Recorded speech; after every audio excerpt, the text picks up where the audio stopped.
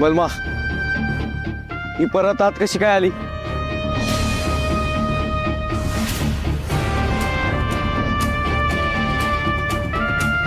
जयद्या हिला सांग आत्ताच्या आत्ता इथनं बाहेर निघून जा.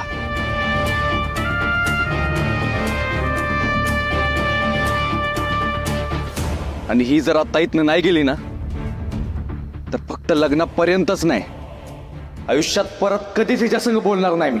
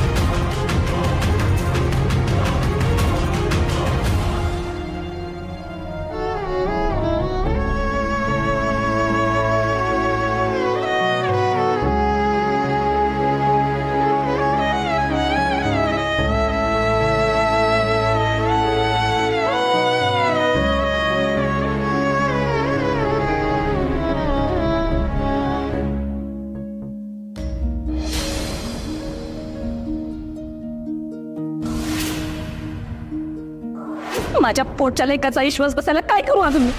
कुठली परीक्षा देऊ, कुठला पाठ करू? का तुझ्यासमोर डोकं आपटू?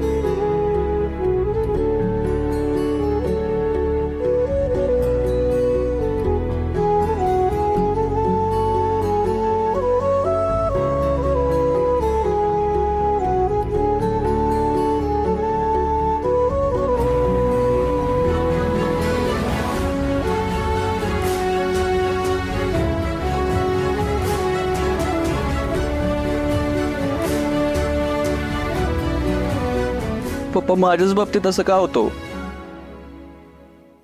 जेव्हा मला मम्मीचं प्रेम मिळालं तेव्हा तुम्ही माझ्यापासून दूर होता आणि आता जेव्हा मला तुमचं प्रेम मिळतंय तेव्हा मम्मी माझ्यापासून लांब चालली. पप्पा तुम्हाला माहिती आहे जेव्हा मी लहान होतो ना आणि मला भीती वाटायची तेव्हा मी मम्मीचं बोट घट्ट पकडायचो आणि झोपायचो. मग कसलीच भीती उरायची नाही मला. मला काय बी पाहिजे असलं ना तर मम्मीकडे हट्ट करायचो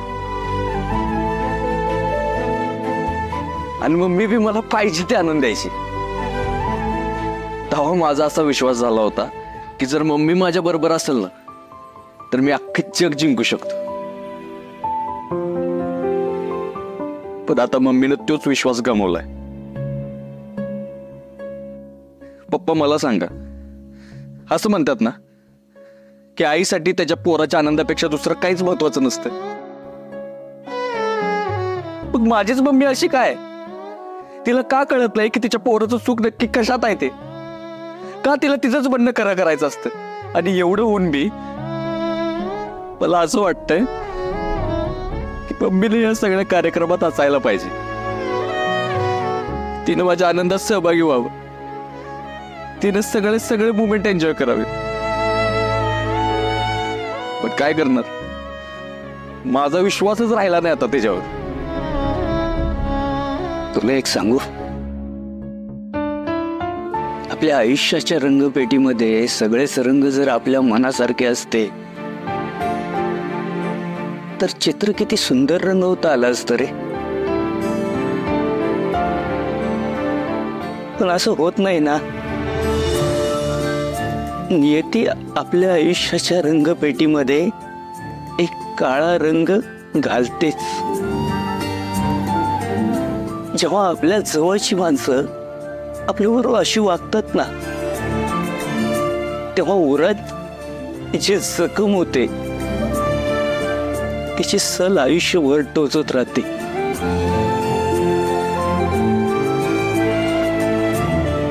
आणि आपल्या दोघांच्याही आयुष्याच्या रंगपेटीत माया नावाचा काळा रंग आहे.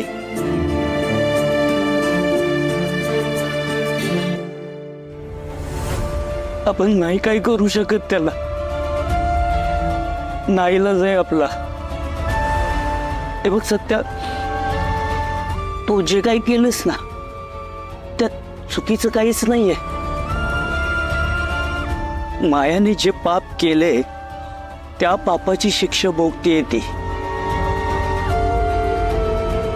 गेली 30 वर्ष झालं तिच्याबरोबर संसार करतोय. पण आजची चूक तिने केली ना, त्यासाठी एक वेळ तू तिला माफ करशील, पण मी या जन्मात कधीच माफ नाही करणार.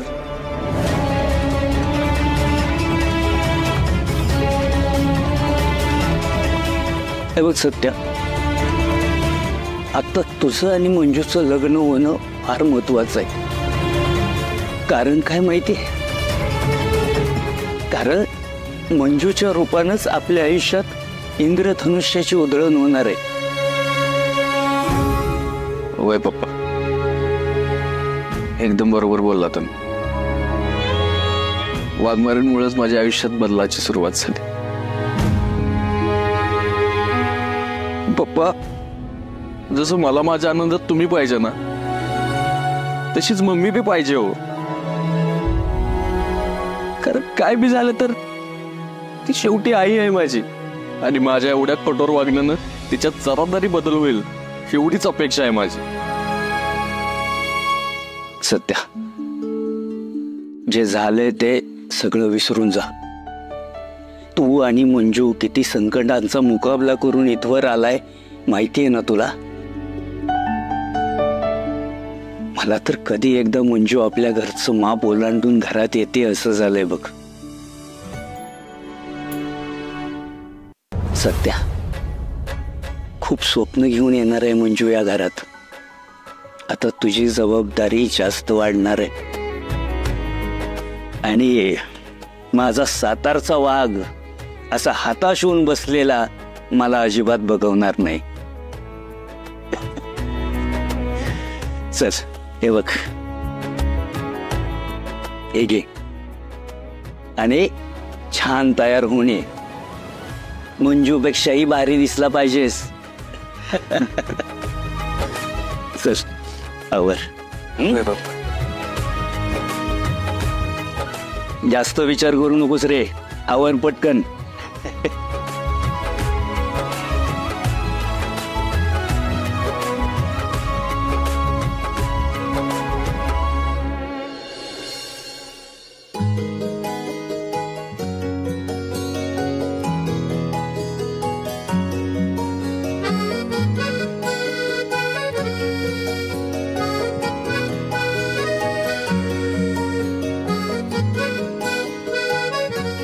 मंजू, तुझ्या चेहऱ्यावर ह्यो आनंद यायला लई वाट बघावी लागली बघ.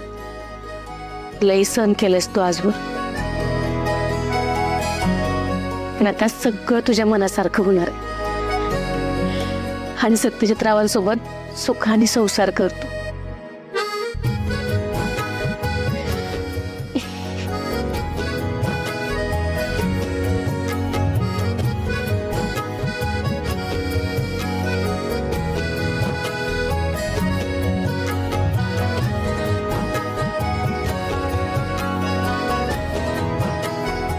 आई अगं किती वेळ असं माझा हात हातात घेऊन बसणार आहेस? जर तुझा ह्यो हात मी सत्यजितरावांच्या हातात देत नाही ना, त्यावर सोडच वाटत नाही बघ हात.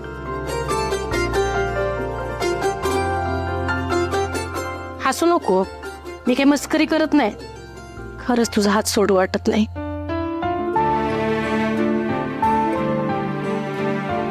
वंस आणि मम्मी साहेब पुन्हा काय करतील त्याचा काही नेम नाही. त्यांच्यावर विश्वास ठेवून आपण लई मोठी चूक केली बघ. आणि पुन्हा ते काय बी करू शकतात, त्यांचा काय बी भरोसा नाही. तो मंजू बाळा, तू स्वतःची काळजी घे आणि आता एकटी कुठंच जाऊ नकोस. होय मंजू वहिनी, इथून पुढे तुम्ही आत्याच्या आणि मम्मीच्या गोड बोलण्याला अजिबात बोलायचं नाही. आणि हो, आता तरी दोघी जणी माझं ऐकत जा, नाहीतर नेहमी आपल्या अमृतू गब्बस, अमृतूला काही कळत नाही, अमृतू शांत राहा एवढंच चाललेलं असतंय. मला ना चांगलंच माहित होतं पुढे जाऊन काय होणार आहे ते. त्या दोघींवर अजिबात विश्वास नव्हता मला, आणि शेवटी तेच झालं. अमृता मॅडम, जरा चुकलोच हो यावेळेस, माफ कराल का आम्हाला प्लीज?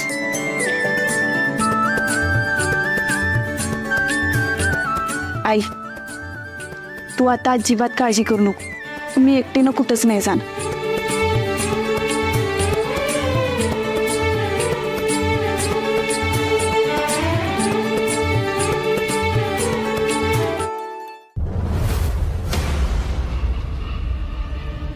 काय घाबरायचं त्या सत्याला? तू माझ्यासमोर मच्छर आहे, मच्छर. माझा डेजू मध्ये आला नसता ना तर तुला डिशोम डिशोम कुत्रीला हाणला असता. रे सत्या, तुला नाही सोडणार. तू समोर ये. असा हाणतो का नाही तुला? असा हे माझ्या लेकाचं नाव घ्यायची लायकी करत तुझी? ए बेवड्या, गप गुमान पडती तर तुला जर त्याचं नाव घेतलं ना तर नरडीचं घोटण केलं चित्रकर्णी. मम्मी हा पट पट पट पट पट बोला. सत्य भाऊजीने पाहिलं ना तर आम्हाला बी तुमच्यासारखं घरी बाहेर काढतील. सत्या,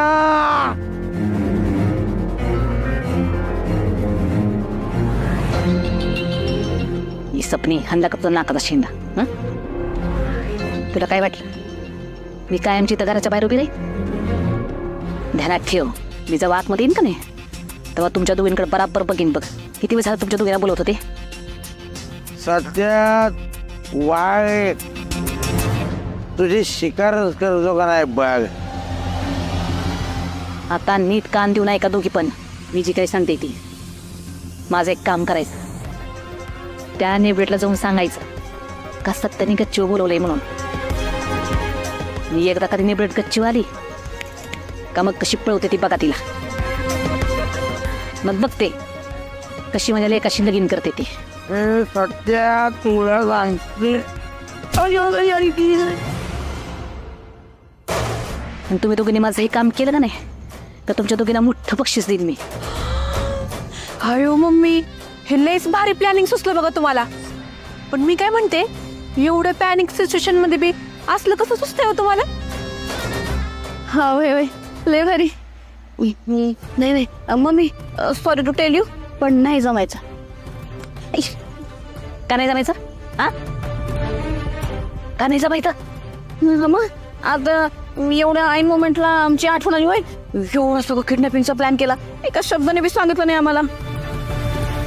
होय सपनावहिनी, हे अगदी मुद्द्याचं बोलताय बघा तुम्ही. मम्मींनी आपल्याला अंधारात ठेवलं होतं आणि त्याच रागात मी मैत्रिणीकडे गेले होते, तोपर्यंत हळदी बी उरकल्या त्यांच्या. रत्ने कुठे तू? तू जर का परीक्षेवरनं घसरली नसती तर सत्याची गेम वाजवली असती. ह्याच्यातच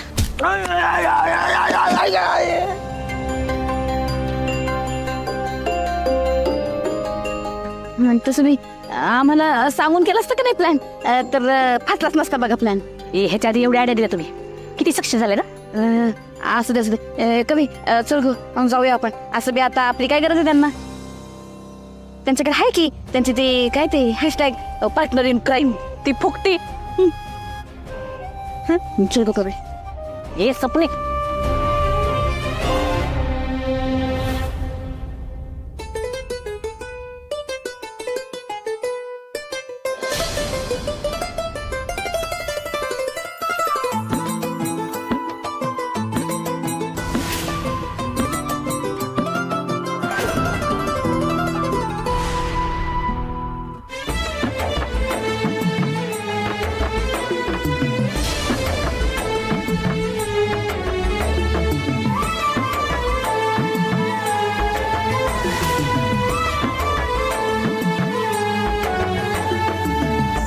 रात सखे तुझं सपान पाहिलं, काळजाचं फूल तुझ्या पायी ग वाहिलं. स्वप्नामधून तू जातीया हसून तू, विरहाचं ऊन सखे किती साहू ग. 7 जन्माची तुझी माझी गाठ ग, तुझ सांग वाट तुझी किती पाहू ग. मन तुझ्या माग धावा भटाला तुझं नाव, मधावानी ग्वाड लागलं. तुझीच गधून गाई सुचना ग तुझं काही, जीवाला याड लागलं, जीवाला याड लागलं.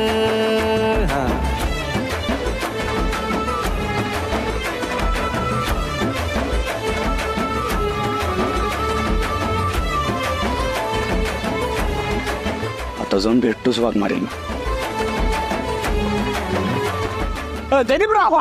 जेवण बाकी बाहेर झालं बघा. बाहेर होतं ना कांदा ना. अरे अरे सत्य काय कुठे निघाला तू? कुठे नाही, मी आपलं इथं चाललो होतो. सत्यजित राव, अंगाला एकदा हळद लागली की कुठं बाहेर जायचं नसतं.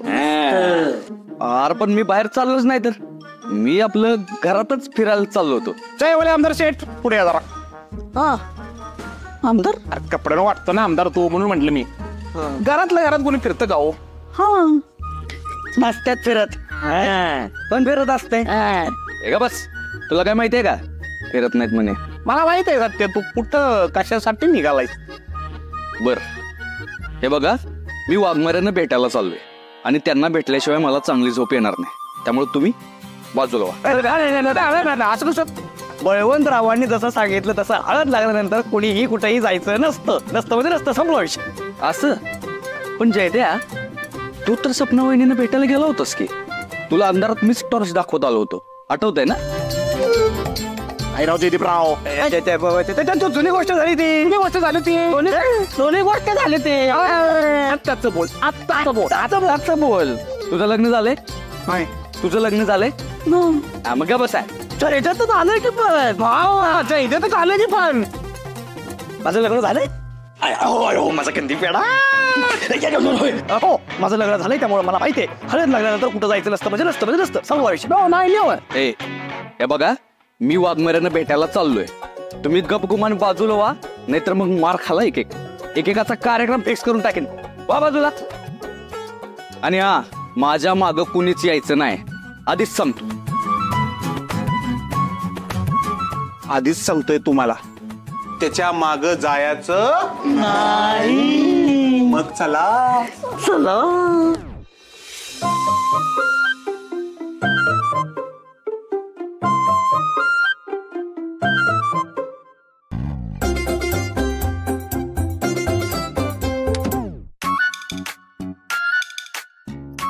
सत्यजितराव, काही काम होतं का तुमचं? काम काय नाही. दीदी, काही जरी झालं तरी अजिबात बाहेर यायचं नाही. आलेच मी, बाहेर येऊ नको.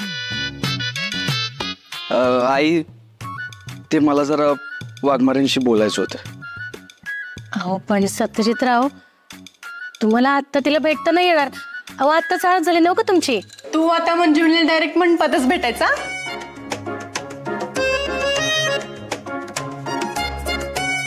हा, अहो सत्यदाजी जरा धीर धरा.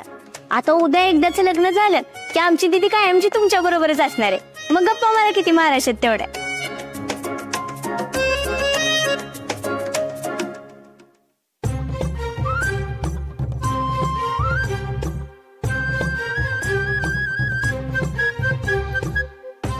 आई ते सगळं मला मान्य आहे, पण काय ना माझं जरा महत्वाचं काम होतं. भेटू द्या की प्लीज. तुम्हाला बोलायचंय ना सत्यदाजी? होय. मग फोनवर बोल.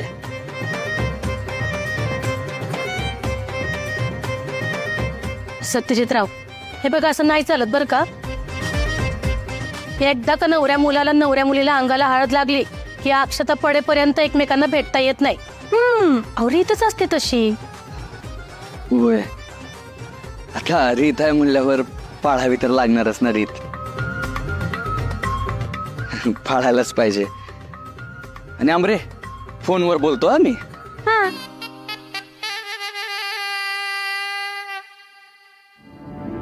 बोलतायत फोनवर. येतो आई.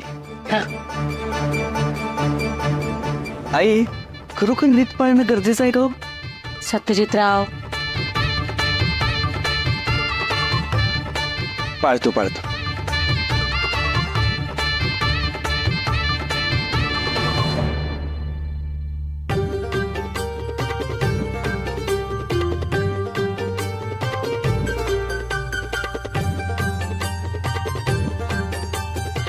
मी आले पाणी घेऊन. चला.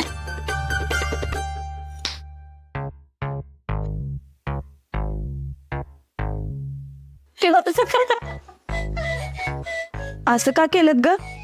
येऊ द्यायचं की बिचाराला. अगं बाई, आता सत्यदाजी बिचारे झाले होय.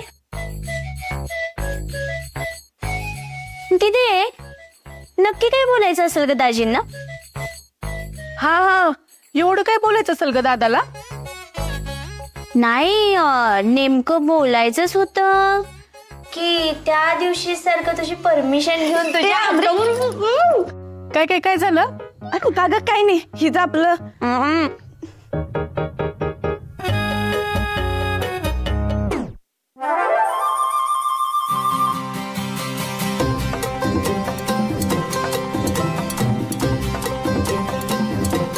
वाघाची शिळी झाली शिळी. जयदीपराव तो आता जखमवीत. बळवंतराव काय झालं जयदीपराव? आता सत्या दादापेक्षा वयानं जरी मी लहान असलो तर अनुभवानं लय मोठा आहे मी. कराय कराय कराय. माझं बी लग्न झालंय. माझं कंदी प्याडा. दादा तुला म्हंटले ना, अरे नको जाऊ, हळद लागल्यानंतर नसतं जायचं बाबा. कशाला जायचं तू? बळवंतराव सांगा तुम्ही. जाऊ दे जयदीपराव, आता एखादी माणसं ऐकत नाही, आपण सोडून द्यायचा विषय.